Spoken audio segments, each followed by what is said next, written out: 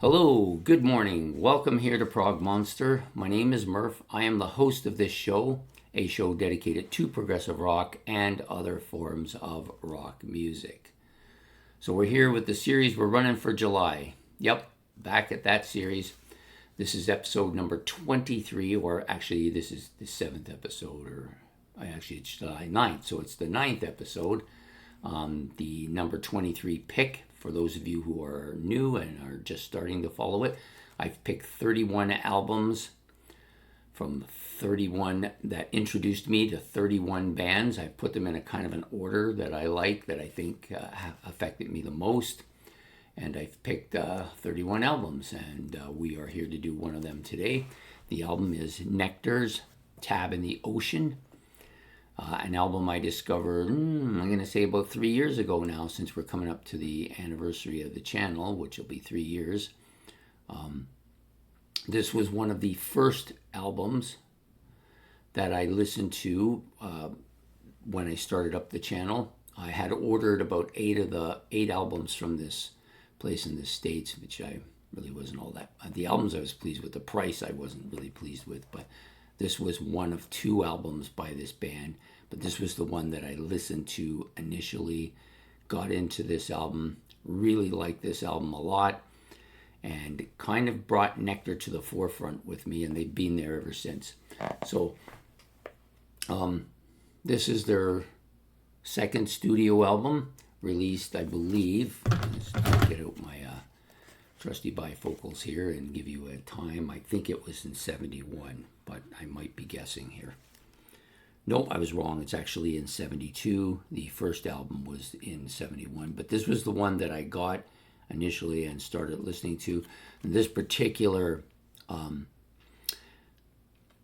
collection here has the original 1972 mix, which had Tab in the Ocean, Desolation Valley, and Waves, Crying in the Dark, and King of Twilight.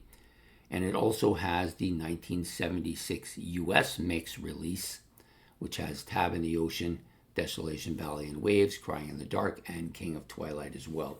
The only real difference on this is the lengths of some of the songs are a little bit more, a little bit less on some of the tracks. Then there's also a bonus on this particular disc, which includes the official bootleg, which was released November 13th, 1971. Also having Tab in the Ocean, Porcelain Valley, later called Desolation Valley, and Crying in the Dark were the three tunes. And then there's a live in the studio 73 Desolation Valley and Waves. So yeah, and I love the artwork on this album. I'm going to get up as close as I can so you can see it. Pretty intricate stuff. A man with a globe with all kinds of other globes inside of it. Looks like a test tube of sort on a platform floating in an ocean, if you look on the back part of this album too, you get some more of that strange kind of artistic characterization on the album as well. So this is a really strong album, and actually was quite surprising to me. Their music was a bit surprising to me. I knew it was progressive because I had heard of them, but this is quite heavy for a progressive rock band. These are pretty heavy stuff here. Lots of heavy guitar riffing and parts here. Lots of keyboards, really heavy.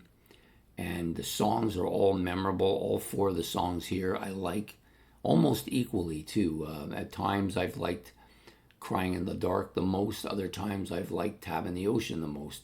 King of Twilight, of course, has been covered by Iron Maiden amongst bands. I believe it's Iron Maiden that covered them. But absolutely killer album.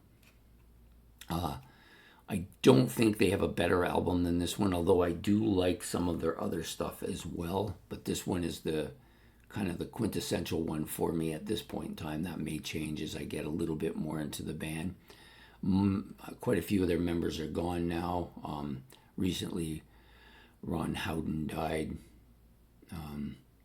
which was unfortunate because they're left with just Derek Moore in the band now. But excellent album, can't beat it. It was a great entry point for me.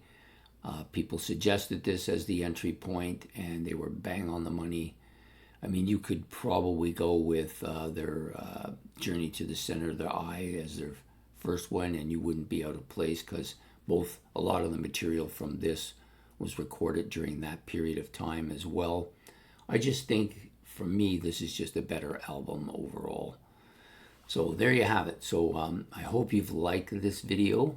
If you have, please hit the like and subscribe. That's much appreciated. Any comments about this album or any of the albums I've put so far in the list, you can put the comments in the comments section and hit the notification bell so you don't miss any of the episodes. So this is my number 23 for the month of July. As we move on up, I will be back tomorrow with another episode of 31 albums that introduced me to these groups. And I hope you've enjoyed this, and we will see you tomorrow. Take care and have yourself a good evening. Goodbye.